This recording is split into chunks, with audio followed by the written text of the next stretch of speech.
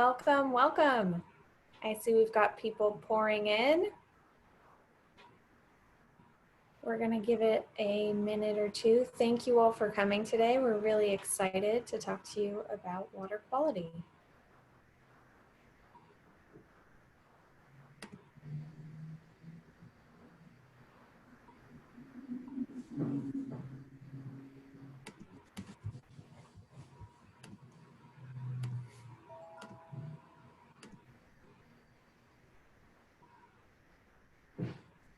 All right, we're going to just give it a couple minutes here.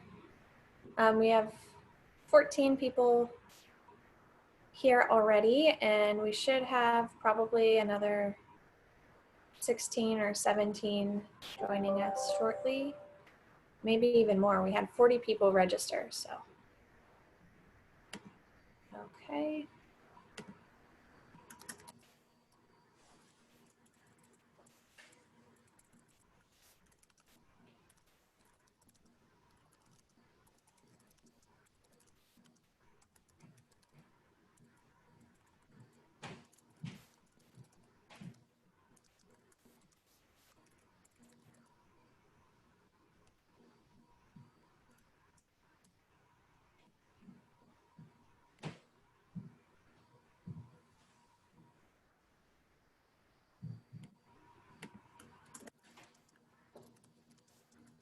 All right, we're gonna go ahead and start a poll here and ask you guys some questions. So here is our welcome poll. We're just 3 quick questions. So just a note that if you are viewing this on Facebook Live or perhaps even recorded later, you may not see the questions. Question number 1, have you seen a Desert Water Agency water quality report? Question 2, do you drink tap water at home? And question 3, do you know that California has one of the toughest drinking water standards in the country, more stringent than federal and bottled water standards? So while you guys are filling out the poll, I wanted to let you know that you are all in listen only mode. So we cannot see or hear you. So, you know, you can be comfy and have the radio or TV on in the background. No offense to us. And do note that if you have any questions, if you put them in the Q&A section, that would be excellent. And if you have any technical difficulties, please use the chat feature. And we have folks that are helping us out with the chat and Q&A functions. And we are recording this webinar, so people will be able to access it. But again, no one can see or hear what you're saying, but they will hear and see the answers to our questions. But we won't release anybody's name. So if you have a question you want to type in, you know, we're not going to say your name out loud. You can consider it anonymous. Same with polling. No one's going to see the answers that came specifically from you. So we're going to go ahead, and we got 93% of people who have done the poll. So we're going to go ahead and end the poll and share the results with you. So it's about 50-50 on the people who have seen our water quality report. Well, good news. Soon it's going to be 100% because we're going to go through the whole report together very quickly. Because we want to save most of the time for Q&A with our lab director, Paul Monroy. So question number 2, do you drink tap water at home? We've got the vast majority of people do drink tap water at home, but most of them do use a filter. Very common for people to get water out of their refrigerator, and most of those come with a filter built in. And then most people did know that California has some really stringent drinking water standards. So very fun. We'll have another poll at the end. Don't worry, it's not a quiz. So let me go ahead, and we're going to jump into, before I introduce Paul, our lab director, I'm going to quickly show you our water quality report so you can get an idea of what that looks like.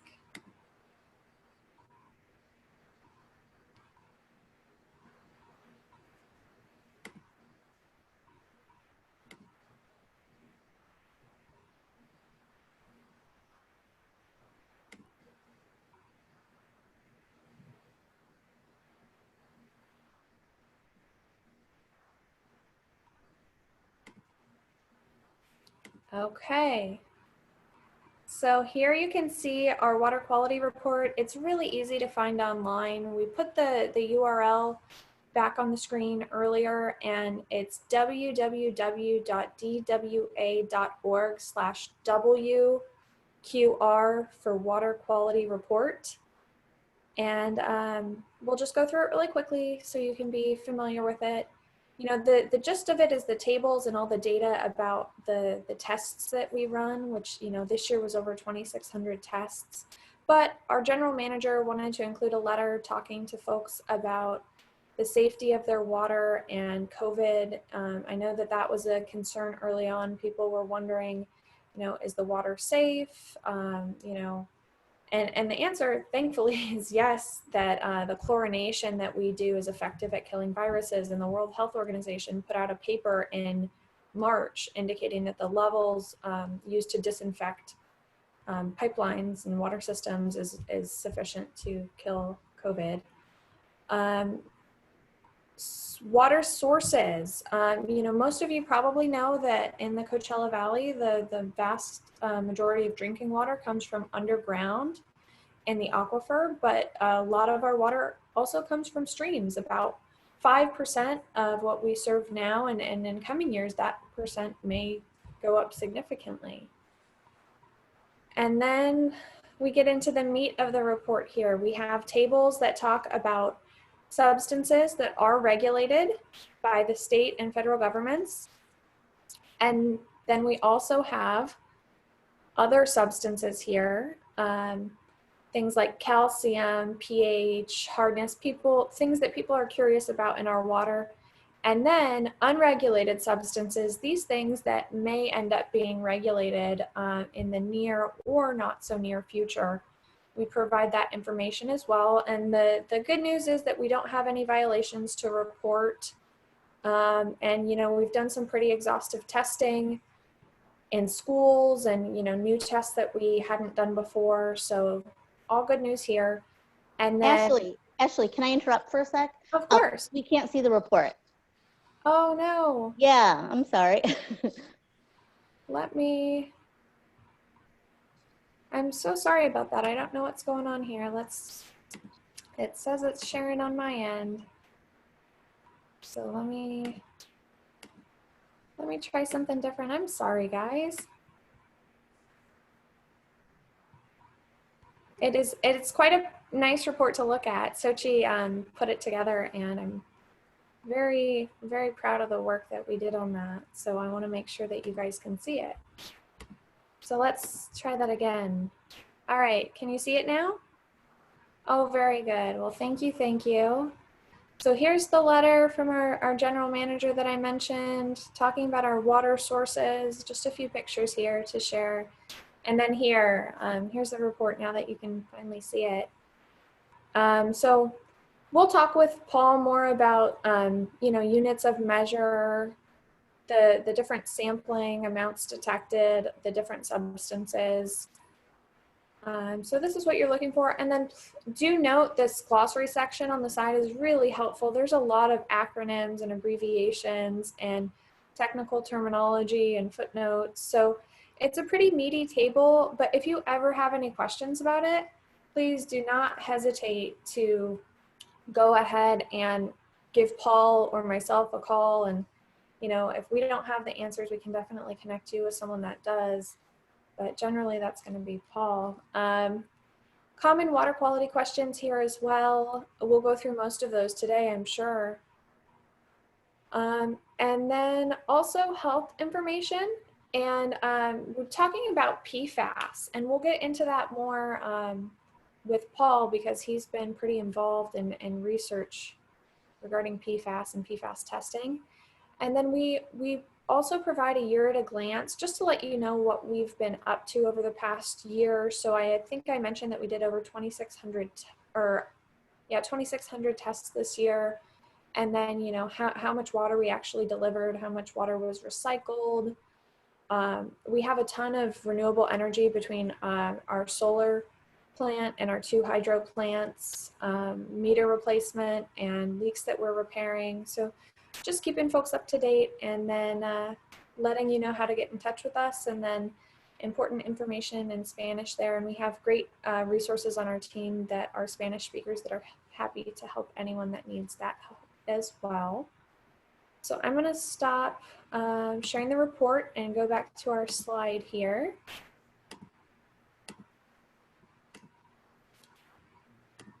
Okay. So go back and show you Paul while I introduce him. So no further ado, we've got Paul Monroy. He is our lab director. He's got a background in chemistry and environmental science. That's what his degrees are in, with a focus on water science and conservation. He's professionally trained as an analytical chemist and microbiologist. He worked in research chemistry for 3 years in San Diego before becoming an analytical chemist in the San Diego area, testing drinking water. And he was the laboratory operations manager there. He did that for 9 years. And then he was the lab director at Babcock Laboratories, which is one of the very most well-respected laboratories in Southern California. And he did lots of testing for drinking water, wastewater, solids, foods, all sorts of things there for 5 years. And back in 2018, we were lucky enough to steal him away from that. So he's been an absolute joy to work with. He, you know, we've never done a webinar like this before on water quality, and it couldn't be done without him. So very excited to welcome Paul. Paul, you want to go ahead and say hello to folks? Hello, everyone. I'm glad we could do this. I know our conservation outreach and conservation group has been wanting to do this for a while, and I'm glad that we were able to put this together. And yeah, thank you for the great introduction, Ashley. Oh, very good. So this is your reminder. We've got 10 questions already popping up. So we'll go ahead and start answering those. This is one that we get all of the time. They're about cloudy water. Paul, when the water comes out of the tap, it can look kind of milky or white. Can you talk to us about why that is? Yeah, so we, depending on where our water sources are coming from and where you are in our distribution, we're either getting water from the reservoir, our surface water, or our groundwater. And our groundwater, because it is under pressure, it traps different gases, air gas basically, in the water. And as it comes out of the ground through our wells and gets delivered to our customers, you see that air essentially coming out of solution. So very similar to like a soda bottle. When you open it, you don't see the gases in there, but as soon as you open it, you start to see it bubble and come out of solution. So that's what you're seeing. If you let it sit for a couple of seconds, less than a minute, it'll disappear. Or a trick that we know is you shake it up real quick and it'll disappear right away. Very good. That seems like a fairly easy one. Let's see. Some other questions in here. What is the best way to avoid hard water stains or hard water erosion? So typically hard water is caused by dissolved minerals. These are naturally occurring in the water, and it's really dependent on the region. You will get calcium, magnesium, also calcium in the form of calcium carbonate that is dissolved in the water. This is not harmful in any ways, but it does cause calcium buildup on appliances or in your sinks, on your toilet, in your bathtub. It's a natural occurring minerals that are in there. The best way to really remove it is to use some kind of acid, necessarily something like a vinegar. White vinegar is enough to remove it.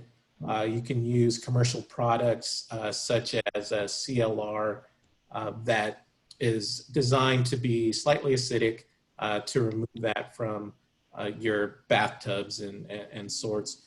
The biggest thing is that you never want to use something that is highly acidic because it can corrode your waste pipes. There's other options to remove hard water. You can use ion exchange resins or something as a membrane filtration, or as we call it, reverse osmosis. This can remove hard water from your incoming water. That makes a whole lot of sense. I know that, you know, for me at my house, I rely a lot on vinegar, usually diluted with some water, but I keep it in just a spray bottle under the sink. And I find that it is very helpful with cleaning those hard water stains, especially for me, it's worked especially well on glass. And I think another important part of that question also has to do with, you know, avoiding areas where perhaps a sprinkler's hitting a wall or glass over and over again. You know, sometimes people mentioned erosion, and certainly if the water, you know, water, they say, right, is the universal solvent. So if you're over and over and over again hitting glass with the water, that's not a good thing for pavement. It's not a good thing for glass. So do make sure that your irrigation is set up properly, and that will help as well. So I'm going to go back to our list of questions here. Let's see. A lot of comments about not being able to see the report. Sorry about that again. So why don't we talk a little bit, I see a question in here about PFAS. I mentioned that while I was going through the report.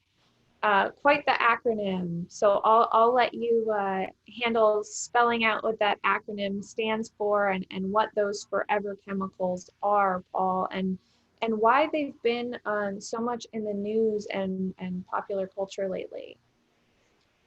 Yes, so PFAS stands for perfluorinated alkyl substances. And these are what we call chemicals of emerging concern. These are chemicals that linger in the environment when released because they are very hardy chemicals. They don't break down in the environment readily, but it has been found that even at low concentrations, these chemicals can be toxic to human health. And so California in the last year or so has been trying to test the different watersheds throughout the state. We here at the Desert Water Agency had to test about 21 wells for this compound, and these were located around the airport. Primarily, these compounds had come from firefighting foams used to treat jet fuel fires. And so if they were accidentally released and not contained, they could get into the environment, and over time they would build up. I'm happy to report that in this last year, we tested all of these wells and none of them came up positive for this PFAS.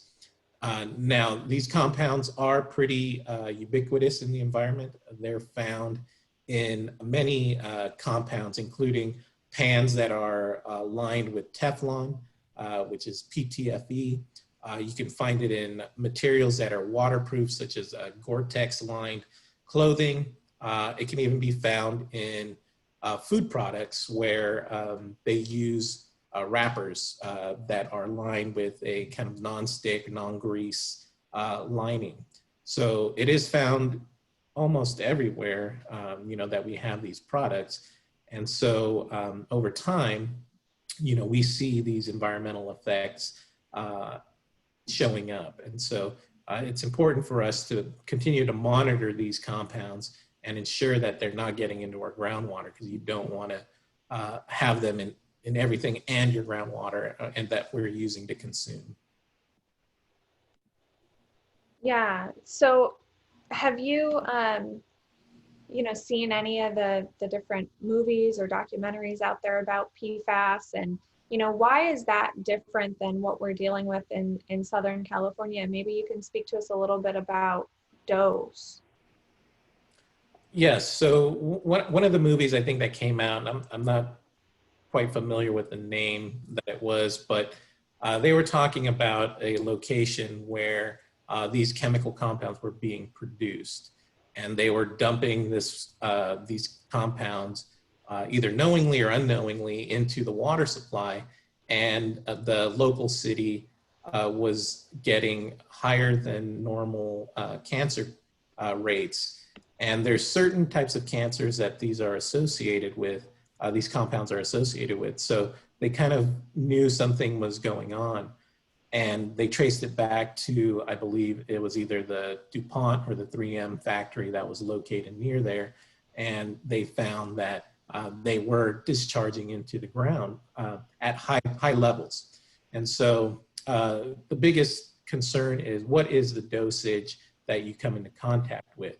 So California set what they call a notification level at, I believe it's 13 and 14 parts per trillion levels of this compound. So parts per trillion is a very minuscule amount that could be found.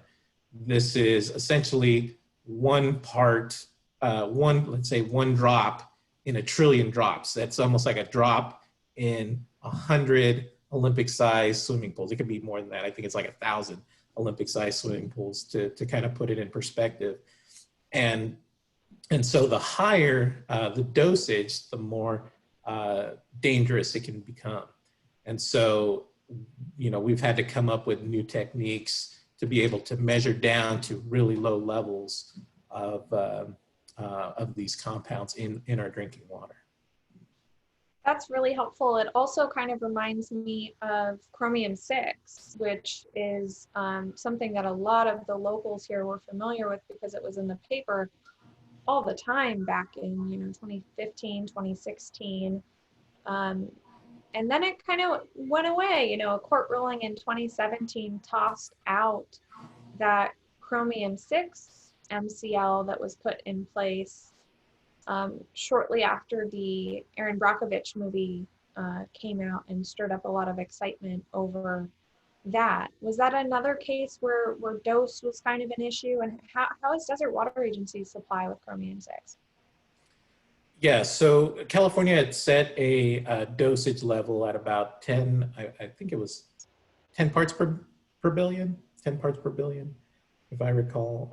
And unfortunately, they did it in a way that was not standard protocols for the state in order to mandate these regulations. And so they had to rescind that. But we did test for Chrome 6 at those levels, and we were able to find that even though Chrome 6 is naturally occurring, we were well below the maximum contamination level set by the state, which has now been rescinded, but should be back into place within the next couple of years. So a couple other naturally occurring items in our water, fluoride. Can you talk to us about fluoride in the water here versus other places that actually fluoridate or add fluoride to the water? So we do not add fluoride to our water. Any fluoride that shows up in our quality report is naturally occurring.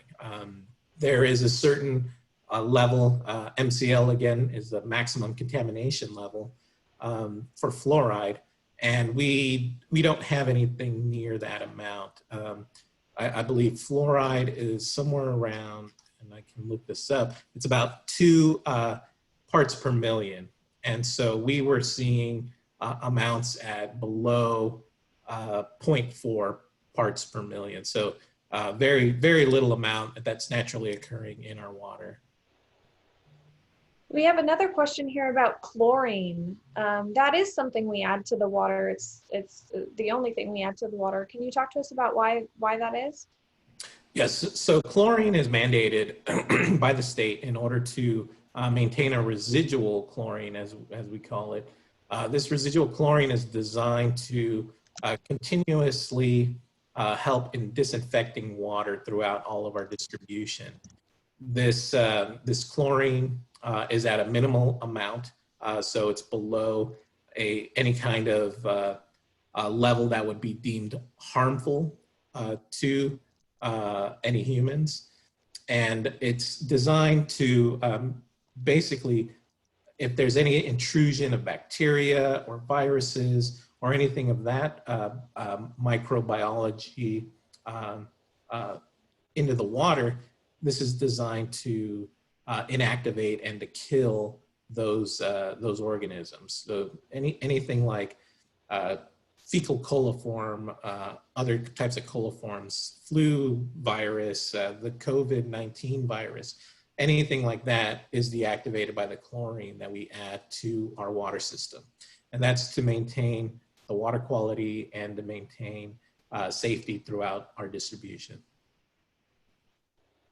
Very good. And then we want to remind folks that when we use the abbreviation MCL, that's maximum contaminant level, and that's basically the highest amount of any substance that the state will or the federal government will allow in the water.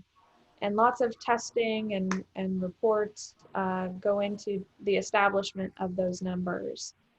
So a couple other questions here.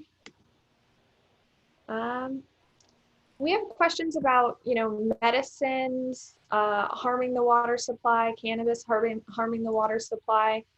Can you talk to us a little bit about, why it's important, certainly, that people don't flush certain things down the toilet? Yes, so personal care products, we call them pharmaceuticals and personal care products, are harmful both to the environment and to the outlying waters that could be receiving the water that is discharged from the waste treatment plant. The waste treatment plant, which is not a part of DWA, but we work in tandem with them, they treat water to a certain extent. They can remove harmful bacteria, harmful chemicals, but they can't remove everything because it is cost prohibitive, I guess is the best term, in order to remove everything that they can. So a lot of pharmaceuticals, if you were to put them down the toilet, they will get into our wastewater supply, and potentially they would go through the whole process and not be removed. And then when that wastewater is used for other things, so we here at DWA, we use some of that wastewater to recycle, and that is used to water our different golf courses and to replenish maybe some of the different ponds that are out there. And you could see these lingering compounds potentially in that water. So it's important to properly dispose of your pharmaceuticals. Cannabis, I think there was a question regarding the cannabis waste. We actually went out and inspected the cannabis facilities around Cathedral City that are a part of our system, and we had to make sure that they are not disposing any waste above a certain level. So we tested these samples, and they're actually very good at minimizing their waste. Some of the places that we've visited, they have minimal waste. They tend to use their water over again because they add certain chemicals that they want to help grow, like fertilizers. And so they don't want to waste it, and they don't discharge into the waste treatment facility. So they're actually pretty environmentally friendly so far that we've inspected. That's very interesting. I know cannabis has been a really hot topic over the past couple of years as that industry has really blossomed in our area. Can you talk to us a bit about using a filter at home? Is it necessary to use a filter or to drink bottled water? And maybe talk a little bit about the difference between bottled water and tap water. Yes, so filtered water it's good for your personal preference. Of course, we provide water that meets all health standards and regulatory standards, both by the state and the federal government. So our tap water is perfectly safe to drink, but some people have certain taste preferences. Some people do not like the chlorine, the residual chlorine that is still in our water. So filters that have granulated activated carbon are good at removing chlorine and some of the metals that could potentially be coming off of pipes.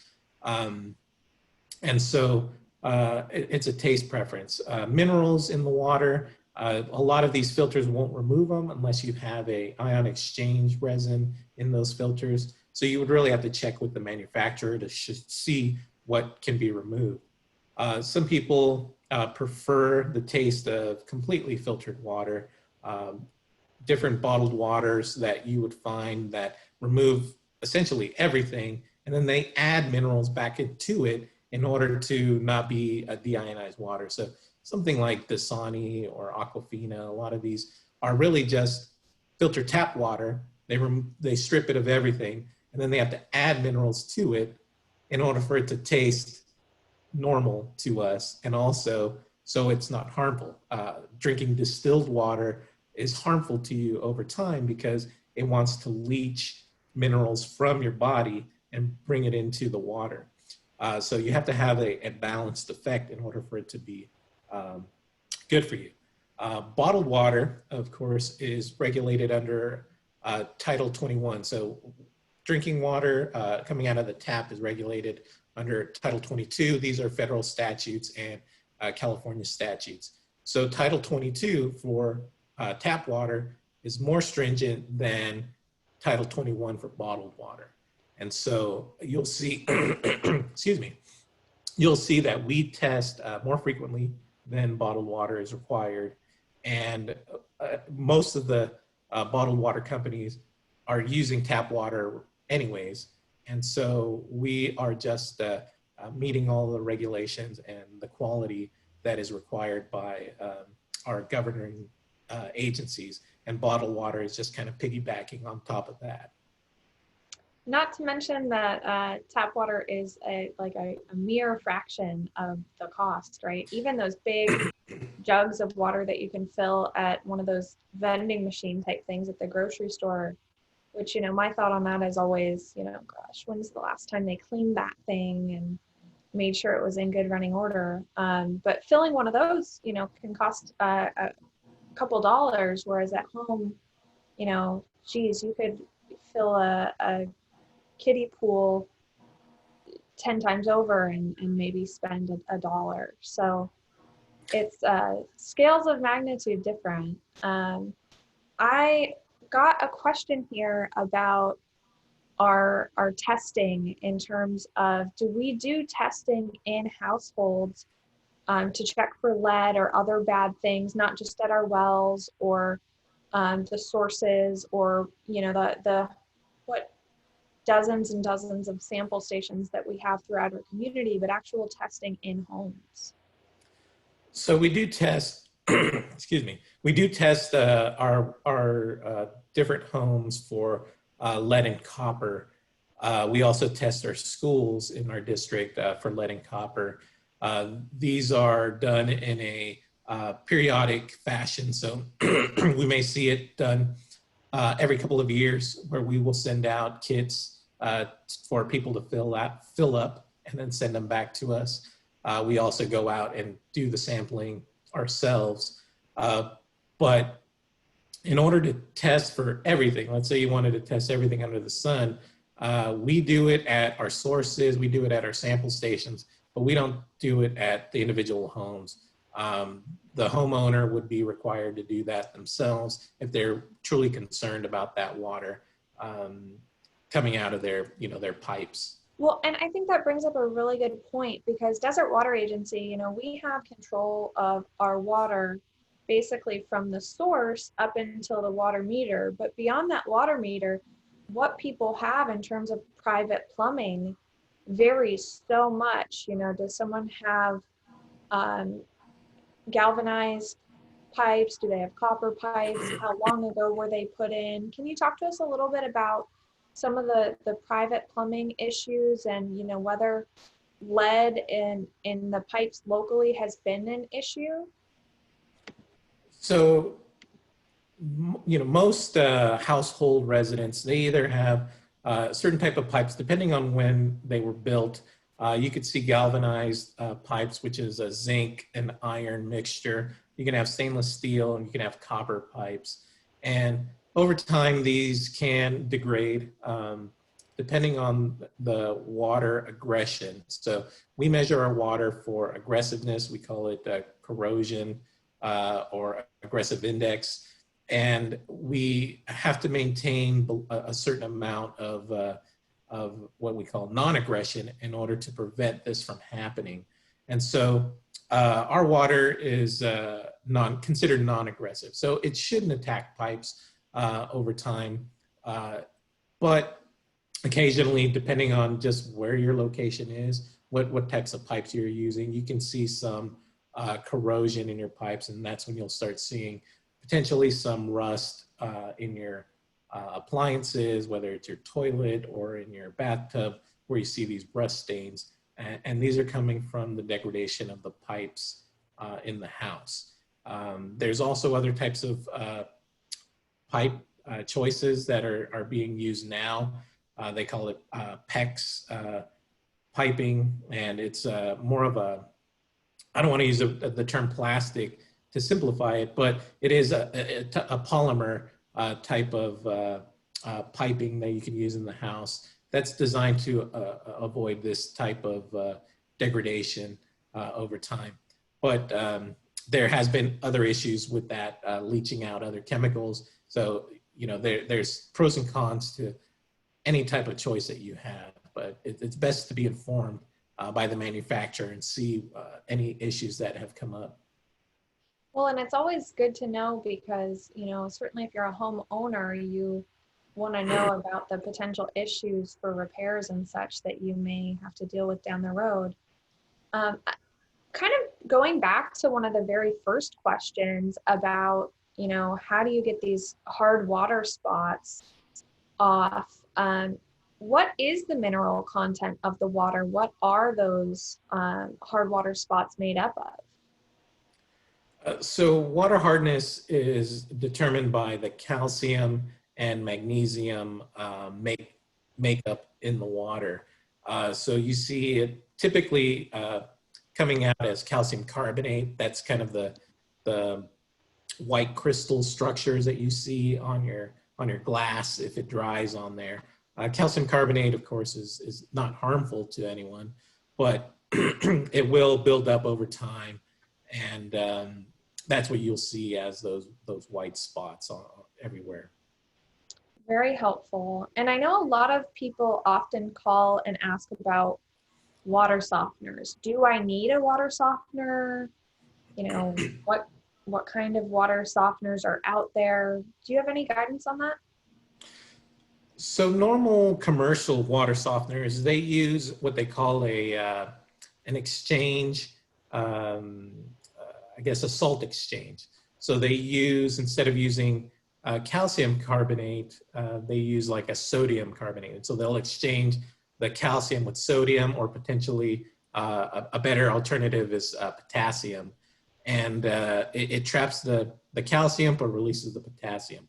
And so depending on, you know, health issues, you obviously don't want additional sodium in your water if you have high blood pressure. Potassium is beneficial to you, but these salts also get into our waste stream. And so you're actively contributing to water issues, water quality issues into our waste treatment plant. You know, they can only handle so many dissolved solids in the water before it starts affecting their treatment process. So typically we don't recommend the use of that type of water softener. There's also a couple of other water softeners that I saw that are designed to essentially be electrodes put on the pipes. And these have been shown to not remove the actual water hardness in the water, but it will remove scale from your pipes. So it'll remove the built up water hardness in your pipes, but it won't actually do anything to remove the water hardness from the actual water going through those pipes. So related question, people asked about the softeners and why they're not banned, and I think I can actually tackle that one. In certain areas they are. Within Desert Water Agency, where we provide sewer service, so in the Cathedral City Cove and in the Dream Homes area where we collect sewage, we do prohibit the discharge by those salt producing softeners. The city of Palm Springs is evaluating a ban on water softeners, or perhaps a ban like we have on the discharge that they emit, that salty brine. So it's something that folks are definitely, you know, as we become more environmentally conscious, that's definitely something that is on the horizon. So, you know, if you are going to jump into investing in one of those, you may want to be wary about that, just because, you know, I don't know if the city of Palm Springs ban is going to be retroactive. I don't know how they're going to set that up. So definitely, if you're thinking about a softener, reach out to the city first, because I'm not sure when their ordinance, when they're looking at putting that into place. Let's see, other questions here. Can you talk to us a little bit about pH? I know alkaline water has been a very big trend over the past year or two. What is alkaline water? How does that relate to pH? So alkaline water basically refers to water that is above pH 7. Normally, when you see bottled water that is called alkaline, it's around 8 and 9 pH. So our water that comes out of our ground is normally around 8 already, just naturally, well, pH of 8. Our water that comes from our surface water is a little acidic. It tends to be between 7 and 6.5 coming from our surface water. And that's because carbon dioxide dissolves into the water and you get carbonic acid. And so that gives it a slightly lower pH. But typically you will see in our water quality report, we have pHs that range from 6.5 to 8.5. And that's typically what you want to be drinking anyways. Very good. And when you say surface water, you're meaning the streams that we pull our water from. Yes. We're kind of nestled up in the mountains there, which is unique in the Coachella Valley. We're actually the only provider in the Coachella Valley to use streams, surface water for drinking water delivery. And we are actually building a filtration plant. It's almost complete. It actually will start operating probably within the next month. So that's pretty exciting because it means we can use more of that stream water source and rely less on importing water from faraway places. Let's see here. Questions? Any other questions from the audience? People are wondering how they can find the source of their water. You know, how do they know if they're getting water from the aquifer or if they're getting water from the streams? Can you explain a little bit about how our distribution system works? Yes, so it all depends on where you live. If you're living in Palm Springs proper, you know, downtown and the outlying areas and in Cathedral City, more than likely you're getting groundwater for your water. If you're living in the Snow Creek Village area, that is water that is provided from the Snow Creek Village, or sorry, the Snow Creek itself. And we also have another surface water area called Falls Creek up there. And some of that water also comes into town, but it is mixed with our groundwater. And the majority is coming from the groundwater. So you're not going to see that lower pH. You're going to probably see more of the alkaline pH water coming from there. Okay. A couple new questions popping up. Where does the water in the aquifer go? Not quite sure what that question's referring to, but you know, the water underneath the ground is water that we pump up using a well. So we drill wells and we pull water up from hundreds of feet down below and then pump it up into those big water tanks you may see on the side of the mountain. We call those reservoirs. And I know in a lot of places, a reservoir you think of as like an open lake, but for us, they're generally these, you know, big steel tanks. And they're used to keep our water system pressurized so that when you go to turn on the water in your home, you've got a good base of pressure without us having to use too much energy.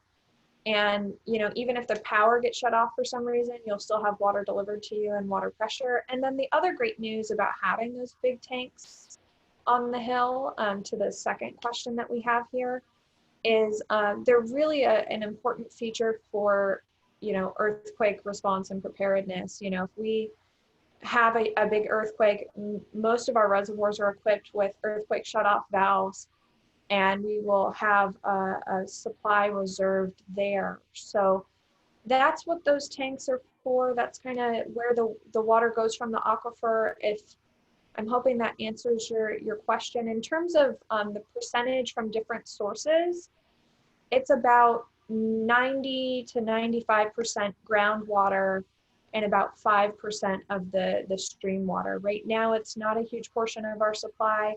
As I mentioned, we are building this filtration plant, so in the coming years, maybe it'll be more like 10% of our supply. So that hopefully answered your questions.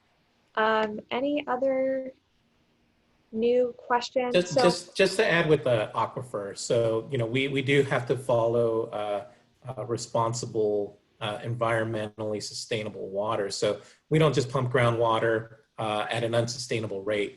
We continuously add water to our aquifer. So we do have ponds that are out closer to, what's that area called, Ashley? Windy Point. Windy Point, yeah. And so we replenish the aquifer with water that we get from whitewater area. This is Colorado River water that we import. And this is used to actually add water back into our aquifer. You know, to be environmentally sustainable, you want to add as much water into your aquifer as you're taking out. And so we do monitor our well levels to make sure that we're not overdrawing our aquifer, because that would be detrimental to our environment and our ability to continuously use water in the future.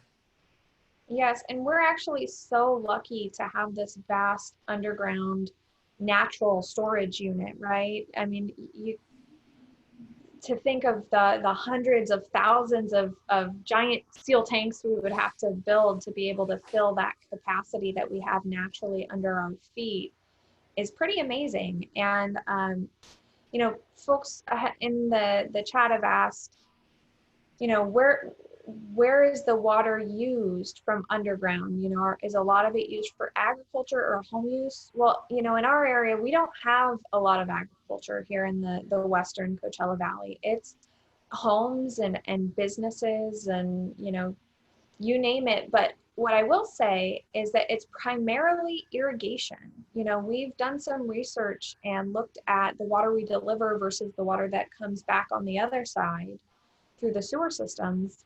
And about 80% of the water is used for irrigation. That's huge compared to other areas. And it's in large part because it's so hot here.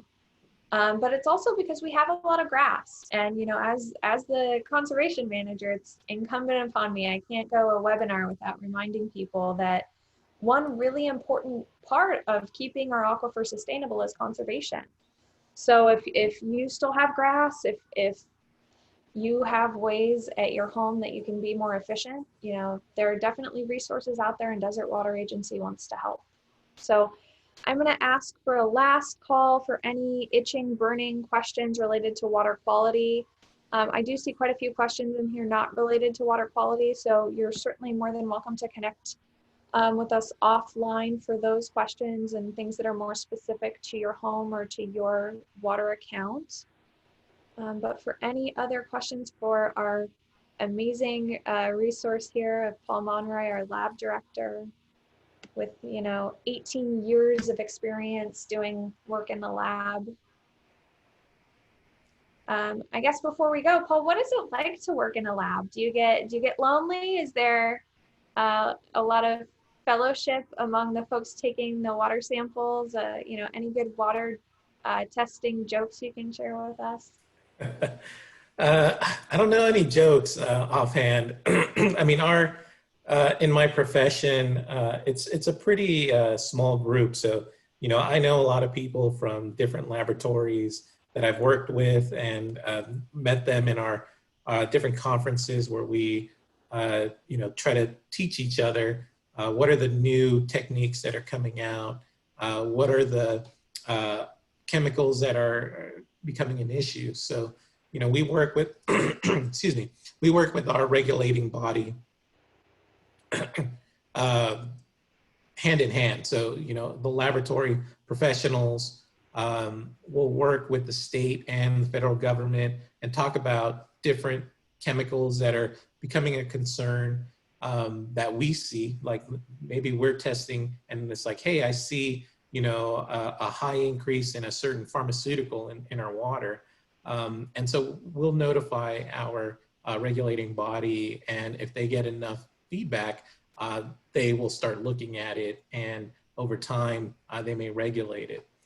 We are a part of a program where every 5 years, in 5-year increments, the federal government will look for certain compounds throughout the entire United States. So they will test every water producing company across the US, water providers, to see if they're seeing any of these compounds. And if they do, then it's something that they'll look at regulating. So that's kind of where the PFAS testing came from. It was a national program. We started seeing them throughout the United States, in particularly near airports. And so the California government said, hey, you know, we need to get a better understanding of the distribution throughout the state, and went through a testing protocol where all the water distributors in California started looking for these compounds and try to see, you know, are there any hot spots that we need to take care of? So that's kind of like the top view of working in the lab. Doing the actual samples, it's always fun to do. Using your degree and kind of what you're trained to do to look at things. It's almost like, you know, trying to solve a mystery if you have issues.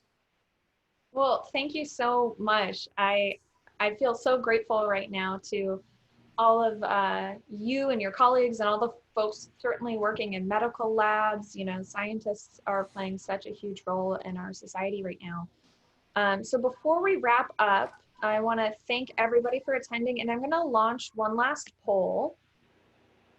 Just 2 quick questions. One, after learning about our water quality, are you more or less likely to drink tap water? And then 2, would you attend another DWR or DWA webinar in the future? And if you would attend another DWA webinar, if you could go to the chat box and type in some suggested topics, we would just love that, because we just did one recently on alternatives to grass. We talked about vegetable gardening. We talked about synthetic turf and desert landscaping, native plants. Prior to that, we did one on all of our incentives. So, you know, those recorded webinars are available. And if you have any ideas for new or other topics that we could get out to you, we would really love to see that. Thank you so much for sticking with us. I know talking about water quality and testing and sampling and you know, all these technical things for an hour can be quite a lot, but we're so happy to have the opportunity to interact with you. We know that right now it's been very difficult to connect with people, and at Desert Water Agency, it's really important to us to stay connected with the community right now, even though we may be doing it, you know, from our homes. As you can tell, I'm not really standing outside our office on Gene Autry Trail there. I'm working from home as so many of us are, but you know, it's important for us to stay connected. So again, thank you so much to Paul and to all of our attendees, and to Sochi on the line for putting this opportunity together and getting it all situated for you. So thank you, and we're gonna look at that poll result. We'll share that with everybody, and then say goodbye here. So after learning about our water quality, it seems like about 54% are more likely to drink tap water, and then about 46% will stay the same. You know, maybe they already drank tap water before, maybe they still use a filter at home from their fridge or one of the pitcher filters. Would you attend another webinar? Yes, yay! Most people said they would, and then others said maybe depending on the topic. So great, please share those topics with us either in the Q&A or the chat. We will save those results and hopefully get back to you pretty soon with our next webinar. Alrighty, any parting words of wisdom, Paul, or just a thank you and a goodbye to our participants here? So if you have any other questions, you can contact us through our webpage. I believe there's a water quality email that you can send to us, and I get that, Ashley gets it, and we can answer any questions that you guys have. But yeah, thank you, Sochil and Ashley, for putting this together. It was fun answering questions, and anytime if you guys have any other questions, please feel free to send it our way. Thank you. Yes, very good. That's a good reminder. waterquality@dwa.org, and those questions will come straight to Paul, and I'll see him too, so that if it's anything to do with our water conservation or our distribution system or anything that I can help ship off to another department. So very good. Thank you all for coming, and we'll see you next time.